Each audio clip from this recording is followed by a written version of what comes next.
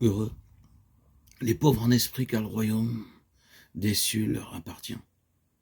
Heureux ceux qui, éclairés par l'Esprit Saint, ont appris à ne plus faire de la pauvreté un drame, mais à l'accepter joyeusement. Car ils mettent toute leur espérance, non pas en eux-mêmes, mais en Dieu. Dieu lui-même sera leur richesse. Il sera leur perfection, leur sainteté, leur vertu. Heureux ceux qui savent aimer leur pauvreté, car elle est l'occasion merveilleuse donnée à Dieu de manifester l'immensité de son amour et de sa miséricorde. Nous serons saints le jour où notre incapacité et notre néant ne seront plus pour nous un sujet de tristesse et d'inquiétude, mais un sujet de paix et de joie.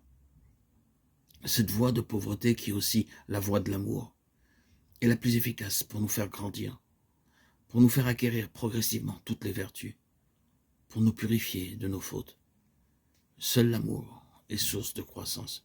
Seul, il est fécond. Seul l'amour purifie en profondeur du péché.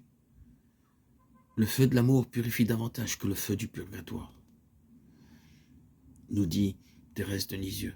Cette marche à suivre, basée sur l'acceptation joyeuse de sa propre pauvreté, n'est en rien une résignation à la médiocrité, une abdication à aspirer à la perfection.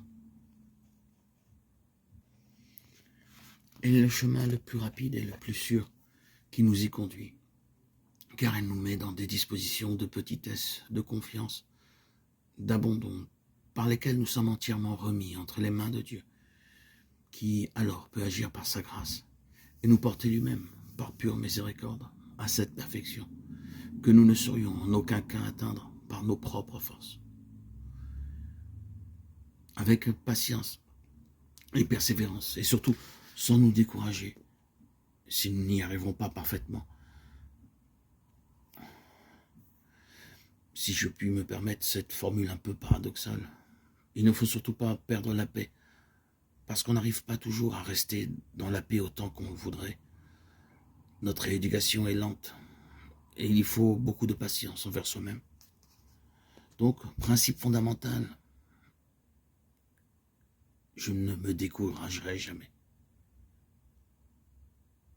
C'est encore une phrase de la petite Thérèse, qui est le modèle achevé de cet esprit. Retenons aussi une parole de la grande Thérèse d'Avila. La patience obtient tout. Un principe pratique très utile est le suivant.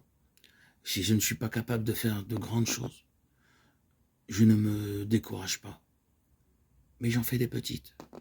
Parfois, faute d'être capable de grandes choses, d'actes héroïques, nous négligeons les petites qui sont à notre portée et qui pourtant sont tellement fécondes pour le progrès spirituel et sont source de tant de joie.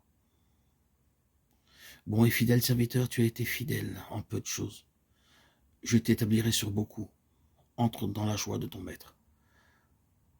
Matthieu 25, 21.